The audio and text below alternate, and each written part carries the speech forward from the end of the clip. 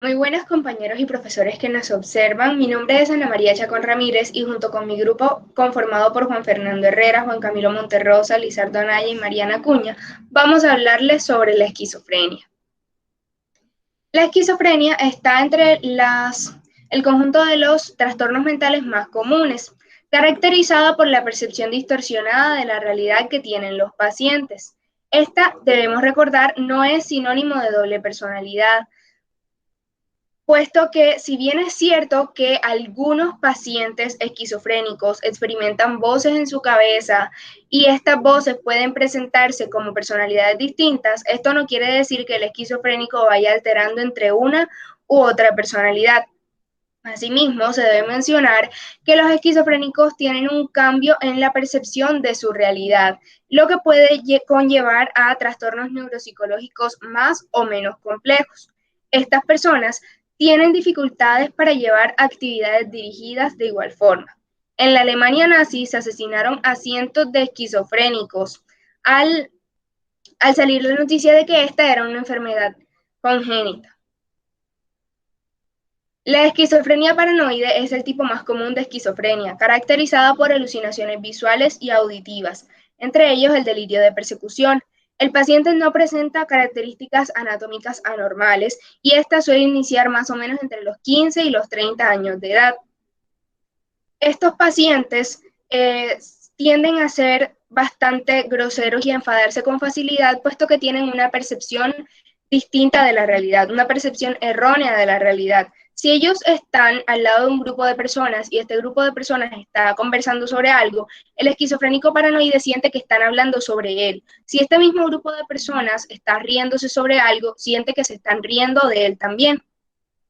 El esquizofrénico paranoide es una persona que sin la ayuda adecuada está destinada a las más terribles experiencias, puesto que esta es una persona que no tiene el control y no puede comportarse, por decirlo de cierta forma, en situaciones dadas, como en el momento en el que se le presentan imágenes aterradoras o en el momento en el que escucha voces en su cabeza que por lo general confabulan contra sí.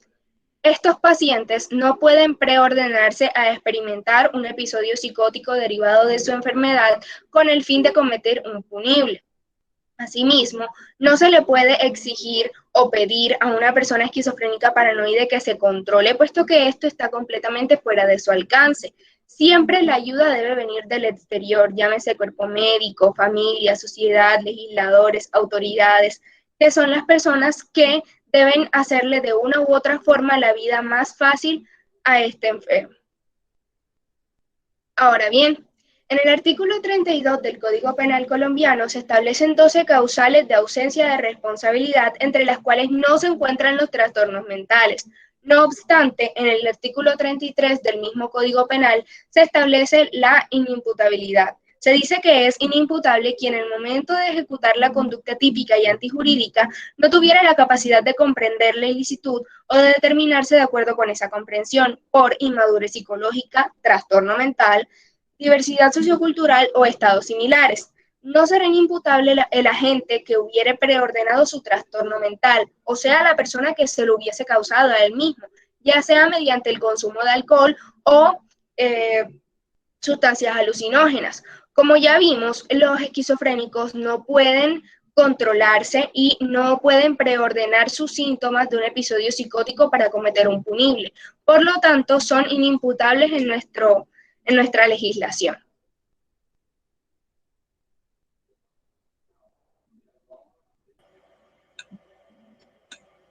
Bueno, buenas noches, mi nombre es Mariana Cuña Navarro. En el momento de ahora voy a decir cuáles son los síntomas más comunes en la esquizofrenia. Pueden ser delirios o ideas delirantes, que estas son creencias falsas que la persona sostiene firmemente y que son irreductibles a la lógica. Para ello, la persona que padece del trastorno psicótico se apoya en algunos detalles de la realidad, aunque los interpreta de manera errónea. Estos pensamientos son de los siguientes típicos. Están los delirios de persecución, los delirios de grandeza, el delirio de perjuicio, los delirios erotomaniáticos, que es cuando la propia persona cree que es el objeto de enamoramiento de alguien. Están los delirios celotípicos, que la persona sospecha que está siendo engañada por alguien. los delirios de referencia, de autorreferencialidad, también están las alucinaciones. Estas son las percepciones en las que la persona escucha, ve o siente que se originan en el interior de su propio cerebro, que él a veces las vive como si fueran reales, pero no lo son. Estas son sensaciones que se tienen a través de los órganos, de los sentidos, y son las siguientes. Están las auditivas, que es cuando la persona escucha dentro de su cabeza una voz que le habla. Son las alucinaciones más frecuentes y características de la esquizofrenia. Más fundamentalmente cuando la persona se queja de no pensar ni actuar con libertad propia. Bueno, están las táctiles, que es cuando la persona tiene sensaciones anormales en el cuerpo, así que siente que la tocan, pero no la están tocando. También están las olfativas, cuando se perciben olores extraños. Las gustativas, que es cuando se tienen sabores diferentes de lo habitual. Y las visuales, que cuando ven en los demás algo que no veían. También están las alteraciones en el pensamiento, que estas en ocasiones se desorganizan. Se pierde la capacidad de asociar las ideas y estas cambian de un tema a otro sin conexión. Cuando esta pérdida es grave y el contenido es incoherente, lo denominamos desorganización del pensamiento. También están las alteraciones de afectividad, las alteraciones de conducta, las alteraciones de cognición. Y en las alteraciones de cognición, el paciente puede tener cierta dificultad para mantener la atención y para atender a varias tareas a la vez, así como puede tener algunos fallos de memoria. También puede presentar una disminución en su capacidad para realizar algunas conductas creativas o socialmente aceptadas. Bueno, en las causas, no se conocen las causas de la esquizofrenia así como tal, pero los investigadores piensan que la combinación de la genética y la química del cerebro y el ambiente contribuye al desarrollo de este trastorno. Los problemas con ciertos químicos del cerebro que se producen naturalmente, como los neurotransmisores llamados dopamina y glutamato, pueden contribuir a la esquizofrenia. Los estudios en imágenes cerebrales muestran la del cerebro y el sistema nervioso central de las personas con esquizofrenia. Si bien los investigadores no están seguros de la importancia de estos cambios, estos indican que la esquizofrenia es una enfermedad mental. En cuanto al tratamiento y cómo se trata, el tratamiento farmacológico de la esquizofrenia se basa fundamentalmente en el empleo de los fármacos antipsicóticos. Se diferencian en dos tipos. Están los clásicos y los atípicos. Entre los clásicos está la clorprosamina, el haloperidol y la tioridazidina. En los atípicos está la clozapina, la risperidona, la olanzapina o la quetiapina. Gracias.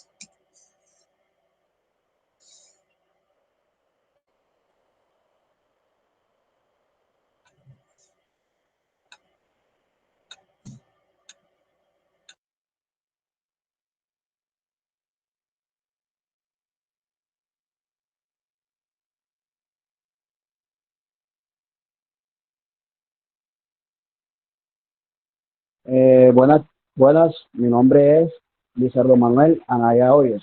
A continuación, les socializaremos quiénes son propensos a este trastorno. La esquizofrenia afecta aproximadamente a 1% de las personas durante su vida, independiente del sexo, raza y clase social. Tanto a los hombres como a las mujeres corren el riesgo de desarrollar esquizofrenia. La diferencia es que los síntomas tienden a aparecer a más temprana edad en los hombres que en las mujeres. Aquí se inicia en mayor parte en los casos entre los 30 y entre los 25 en los hombres. Y en las mujeres se da entre los 35 y los 25 años. También encontraremos aquí cómo se diagnostica la esquizofrenia. El diagnóstico de la esquizofrenia implica descartar otros trastornos de salud mental y determinar que los síntomas no se deben al abuso de sustancias, medicamentos o afecciones. Bueno, para determinar un diagnóstico de esquizofrenia puede hacerse lo siguiente. Exploración física. Se puede realizar para descartar otros problemas que podrían estar causando los síntomas y detectar cualquier complicación relacionada. También encontramos análisis y pruebas de detención. Pueden incluirse pruebas que permitan descartar afecciones con síntomas similares y para detectar el consumo de alcohol y drogas. El médico también puede indicarte estudios por imágenes como resonancia magnética o topografía computada. También encontramos evaluación psiquiátrica. Bueno, aquí nos dice que un médico profesional en salud mental controla el estado mental por medio de observaciones de la apariencia y el comportamiento y la indagación sobre pensamientos, estados de ánimo, delirio, alucinaciones, consumo de sustancias que tengan la posibilidad de violencia o suicidio. No, también conserva sobre los antecedentes personales y familiares. Aquí, por último, tenemos criterios de diagnóstico para la esquizofrenia. El médico profesional en la salud mental puede aplicar los criterios establecidos en el manual diagnóstico y estadístico. En los trastornos mentales de la DSM-5, publicado por American Psychiatric Association, que es Asociación Estadounidense en Psiquiatría. A continuación, sigue mi compañero.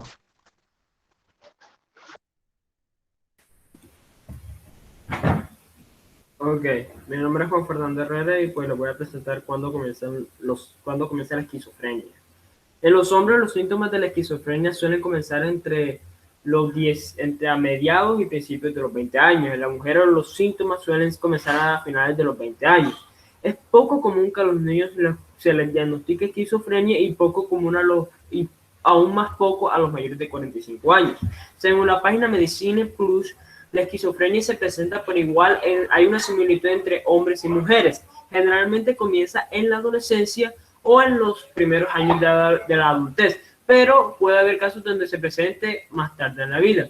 En las mujeres tiende a empezar ligeramente más tarde. La esquizofrenia en los niños por lo general comienza después de los 5 años de edad, aunque esto es muy poco. Es difícil a veces en la época de la niñez diferenciarla con otros problemas de desarrollo mentales. En una investigación hecha por el Departamento de Psiquiatría de la Universidad de Western Ontario, Canadá, afirma que la edad de los pacientes de la muestra de 112 pacientes, valga la redundancia, oscilaba entre los 20 y los 65 años de edad, con una media de 38,1 y una media de 37 años. La edad que en el momento del primer ingreso oscilaba entre los 16 a los 59 años, con una media de 25,7 y una media de 24 años. Solamente el 3,6 del total de los 112 pacientes de esquizofrenia que investigaron fueron ingresados por primera vez a causa de esta enfermedad después de los 40 años. Sigue, por favor.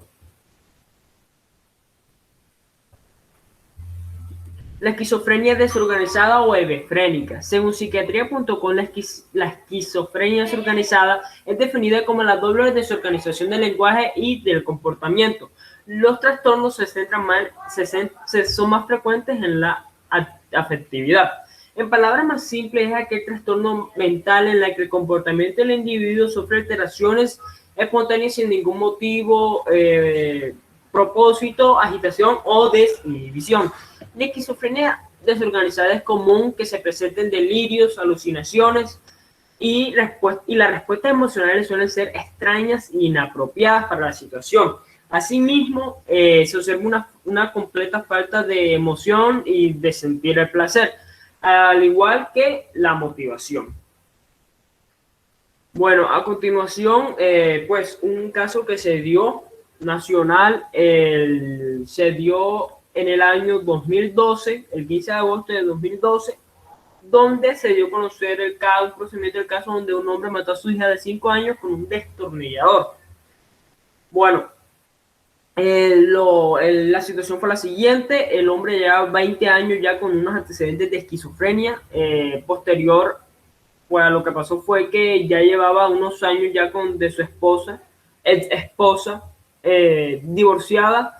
La hija fue, le tocaba el día con el papá, la mamá fue a llevarlo a altas horas de la noche, cuando no veía la mamá, que no venía la hija, no se la traía su ex esposo, llamó, fue allá a la casa, al domicilio de su esposo, de su ex esposo, y el hombre la recibió con la hija agarrada de brazos, llena de sangre, con varias cortadas, y el hombre, según palabras de ellas, lo vio loco, agitado y desesperado. Cuando la mujer fue a llamar a la policía, el hombre le dijo que la dejara quieta porque la hija estaba durmiendo. Entonces, la pericia psiquiátrica arrojó cuando le hicieron la entrevista, decía que el hombre negaba los hechos aún frente a la confrontación e interpretaba todos los sucesos en un contexto delirante. Asimismo, el hombre desde hace tiempo llevaba unos vínculos sociales que estaban deteriorados y que presentaban un aislamiento progresivo, hechos vinculados con la patología.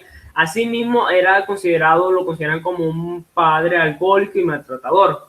Se hicieron investigaciones, el hombre sufrió maltrato desde su infancia, negaba las consultas psiquiátricas aisladas que hizo en los últimos 3 años y no cumplió con el tratamiento que se le había proporcionado. Asimismo, la mamá estaba ya desde antes con un tratamiento psiquiátrico.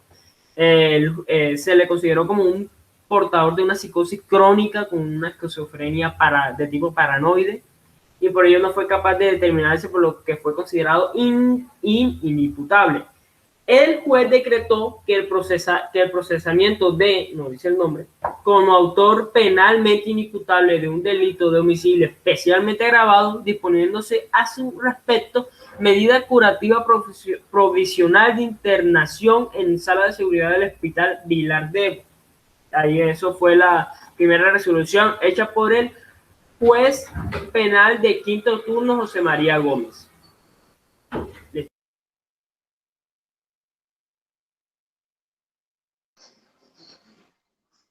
Bueno, mi nombre es Juan Camilo Monterrosa. A continuación le voy a hablar sobre la esquizofrenia catatónica.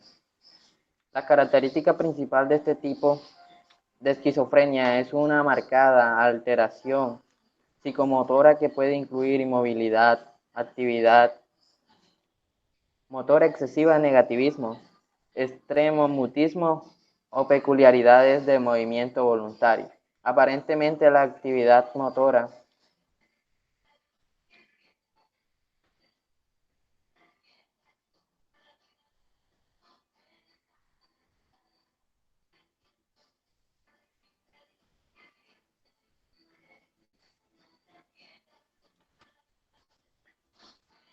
esquizofrenia residual.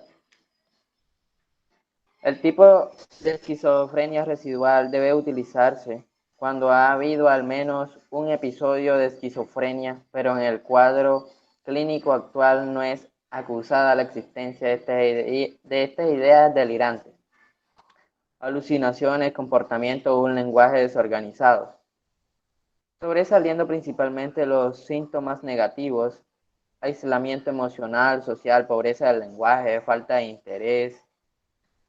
Define a esta como una esquizofrenia que ha presentado al menos un episodio agudo de la enfermedad, pero en qué momento en que está siendo examinada por presentar síntomas positivos, o si los presenta no son muy llamativos. Esquizofrenia indiferenciada. Cuando una esquizofrenia no se reúne los criterios, los subtipos anteriores o presenta varios de ellos, se llama indiferenciada. Aquí tenemos varios términos relacionados, como la bulia o hipobulia. Estos términos hacen referencia a la falta de voluntad, a la disminución de esta, entendiendo por la voluntad, la posibilidad de decidir entre dos o más tendencias distintas en el paciente. Hipobulio. Disminuye la capacidad de tomar decisiones, la capacidad de iniciar acciones por sí mismo. Este se denota en la esquizofrenia residual y la indiferenciada, formando parte de las denominadas síntomas negativos. Actos en cortocircuito, sinónimo reacción en cortocircuito, reacción primitiva, impulsos irresistibles, insensatos durante ellos. El sujeto realiza actos de manera pasiva, sin saber lo que hace, como si fuera una autómata, sin reflexión, sin tener cuenta de los posibles afectos. Tenemos la agitación psicomotriz, es la forma extrema de la inquietud psicomotriz o hiperactividad caracterizada por el aumento de los movimientos que no dirigimos en la consecución del fin determinado. Sus causas pueden ser múltiples y tienden a ser antisociales. Tenemos la elogia. Esta se presenta en las personas que ellas piensan son antisociales, se sienten empobrecidas y utilizan el mal comportamiento del lenguaje. Alucinaciones visuales. Las alucinaciones pueden ser elementales, también llamadas fotoxias o fotomas.